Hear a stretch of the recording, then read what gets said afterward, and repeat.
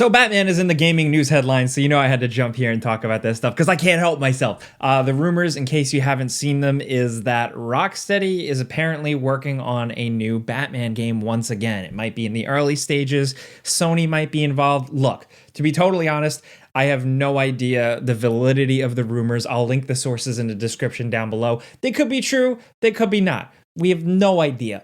But a new Batman something is inevitable, so it's a fun opportunity to talk about specifically what I would want from a new Batman game. But there's a lot to dive into with this. The first thing is, why is this happening? And I think it's because ultimately it's a safe bet for not Rocksteady, but really Warner Brothers at this point. They've had some misfires with the recent Batman games. I don't know if you've been paying attention, from Gotham Knights to, of course, the disastrous Suicide Squad Kill the Justice League. For Warner Brothers, they're licking their wounds at this point. So when you see these companies going for safe bets like remakes and re-releases and stuff like that, the Warner Brothers equivalent for that, in my opinion, is bringing Batman to the forefront. They're already tiptoeing back into it with Arkham Shadow and VR, but I think that type of thing, that side Batman thing, those days are numbered. I think that they're probably going to bring Batman back to the forefront at some point sooner rather than later. These companies with IP this powerful, they want to, at this point, just give people more of what they want. I'm a little gross piggy. I might eat up all the Batman, so they're probably going to continue to feed me the slop, you know? But whether or not it's like Rocksteady once again, who knows? They are the best for the job, probably by Warner Brothers' eyes, of course. But Rocksteady, I think it's worth acknowledging, is different now. The Rocksteady that worked on Arkham Knight, or even before that, isn't really technically the same. We know a lot of leadership has left. Apparently, there was a lot of drop-off during and after Suicide Squad Killed the Justice League. So, like, people are having a conversation with BioWare working on this new Dragon Age and being like, is BioWare back? Well, BioWare isn't completely the same, but it's really the studio pedigree here. Rocksteady, in my opinion, it's like a subconscious bias thing. Like, there's still some weight behind that name, even though the reality is, I know that, you know, it's not the same. Obviously, they had a big miss with Suicide Squad Kill the Justice League. So I think really there is something in them being like, new game from the people who brought you Batman, Arkham Knight, Arkham City, whatever. There is something to that. But whoever does it, whether it's Rocksteady or someone else, I think it's a matter of what they do. Like, what exactly is going to be the thing here? The question is, of course, is it really actually going to be Batman Arkham, or are they going to reboot Batman? Honestly, at this point, I'm good either way. There is opportunity for more in the Arkhamverse. I'll talk about that in a little bit, but a reboot absolutely works, because a reboot, for me, in the comic book world, never really feels cynical unless it's overdone. Like, we're used to having these characters reinterpreted, reintroduced a million times. So I am totally wide open to that. There were rumors back in the day of Rocksteady doing like a Silver Age DC Comics thing. And honestly, I was good with that then, and I'd be good with that now. I think that's a really good way to make things feel a little bit fresh, especially from showcasing these heroes, whether it's, you know, the Trinity or, like, you know, just Superman or just Batman. Those are totally different versions of the characters, and potentially could just be refreshing compared to how Batman's been portrayed in movies, how Batman's been portrayed in more mainstream media, you know? Another thing I'd like to see is, like, there is opportunity there to introduce, like, still a modern, somewhat grounded Batman that also still feels comic booky. For me, and I'm biased just because I really, really like a lot of that run, but the Scott Snyder run, you know, like from like Zero Year and stuff like that, I would love to see something like that. That's newer. I mean, technically that's been around for a while now, but for me, like, I love that. When I think modern Batman, sometimes that springs to mind. So I don't know. Like, I think really just like a Batman that feels more like a comic book can fit in the video game world very well. A comic booky Batman is often tricky on screen, on television, stuff like that. But in a video game, I think it can be perfectly believable, and they can build this cool, different world around a comic booky Batman. The Arkham games, of course, are comic booky. They're very in that whole thing, but they also have their very much own distinct style, the gritty,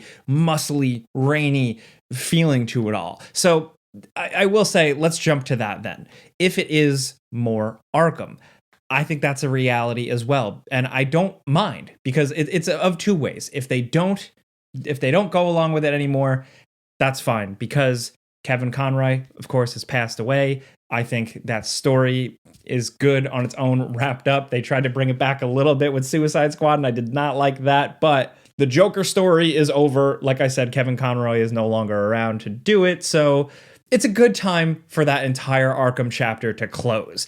Arkham Shadow VR could be a nice little blip back into it, but that's it. So they could totally close the door on that. Or I think there's still just interesting opportunity to fill in the blanks. The Arkham universe, there's so much that they could do. And I'm not talking about like the expanded media that they have done around it. I'm just talking about the games and the DLC. Like if you just go with those, there's so many different pockets you can fill in the blanks, different stories, side stories, more about the characters. And I say that with confidence because of Roger Craig Smith. I think it's good that they have a good Batman. Roger Craig Smith, I absolutely loved his take on Batman in Arkham Origins, and he's just a good Batman all around. So I think I would totally be fine with an early Arkham game, set before the Arkham trilogy, of course, like Origins, something more like that. But they could go even earlier. They could go even before that, or they could go after, right, I don't know. Now, you're probably at this point yelling at the screen being like, Batman Beyond, obviously Batman Beyond, Jake, that's the obvious choice. And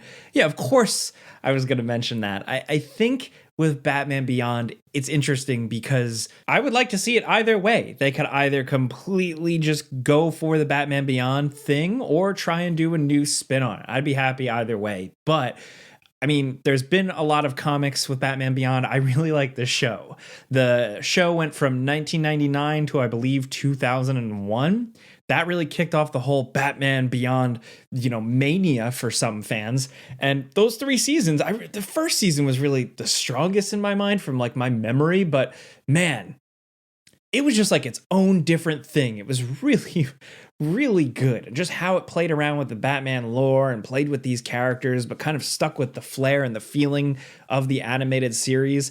That's really cool, but it would be cool to also see in video game form a Rocksteady spin on that. A Batman Beyond universe world story that isn't essentially sticking to the like ideas or visuals of something like a Paul Dini or Bruce Timm type of thing. Terry McGinnis is cool. There's so much there for him that like they could do in terms of like a storytelling standpoint, him taking on the mantle. The origin originally in the show was a little rushed. It happened very quick. I would love to see something like that go a little slower and a little bit more Batman training to him. I don't know.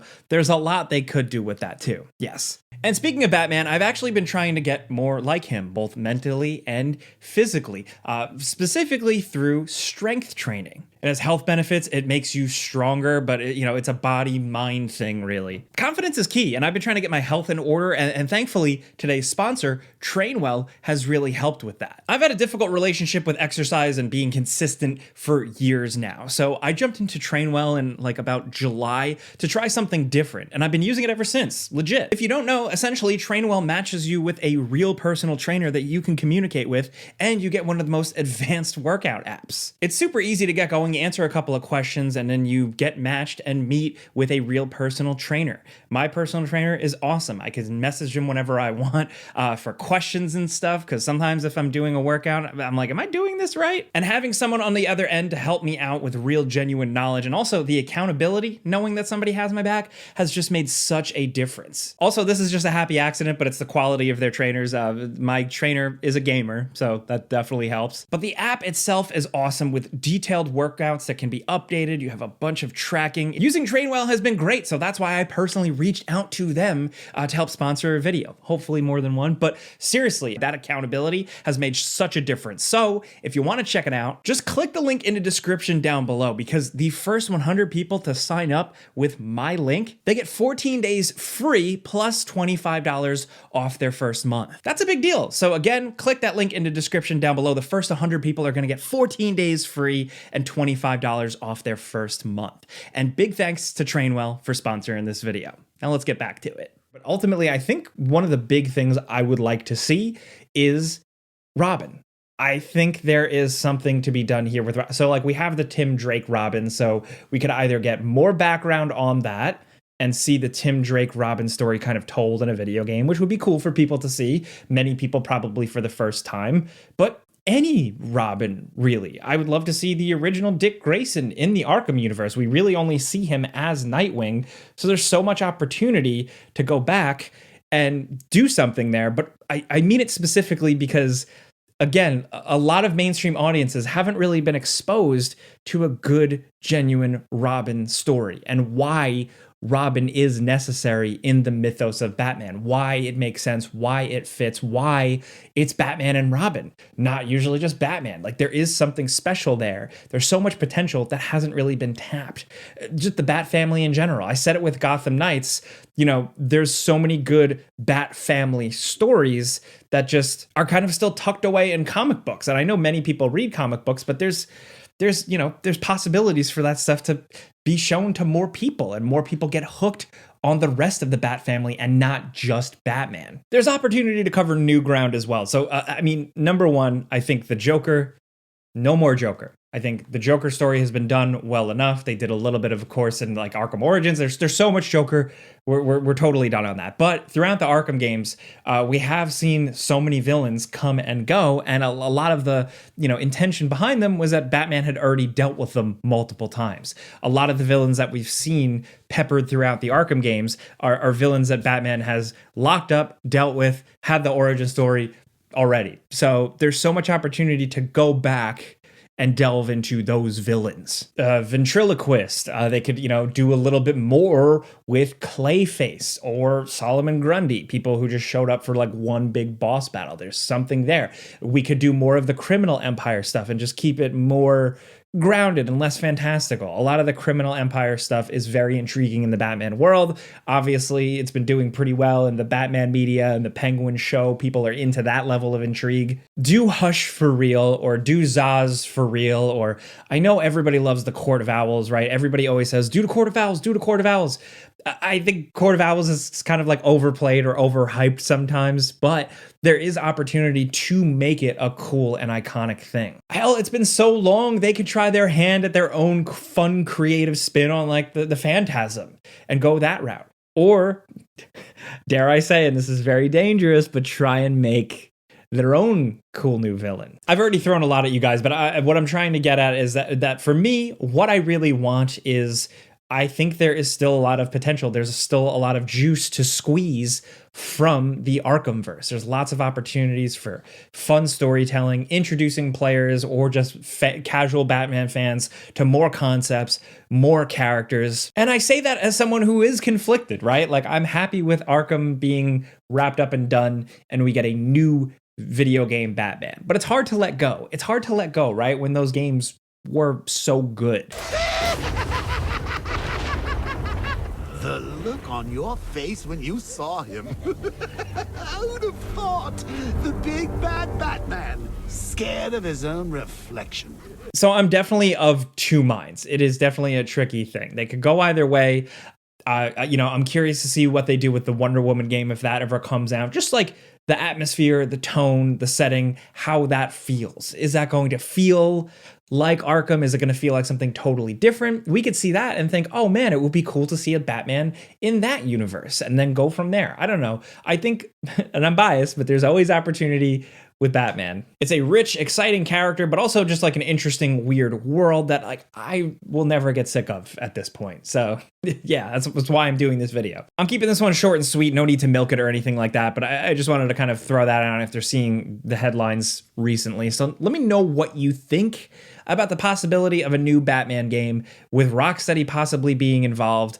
However Rocksteady-ish it is, do you want to see them do a completely new Batman, a new thing? Or do you want to see him continue to cherry pick moments and plot things down into the Arkham universe? Are you ready to leave the Arkham universe, or do you want to stick around? Honestly, just to wrap up, really, like the fact that I think either way is a good approach, I think that's a win. I think that's good. I think all it really comes down to now is that Warner Brothers has to support it, fund it, back it, give it the time it needs, whatever it may be. And then the developers need to nail it. The potential is there, the excitement for me personally is there, but it's just a matter of it all falling into place and working out. So let me know how you feel. I definitely want to talk about this stuff. It could be interesting. Thanks for letting me talk about Batman for a minute.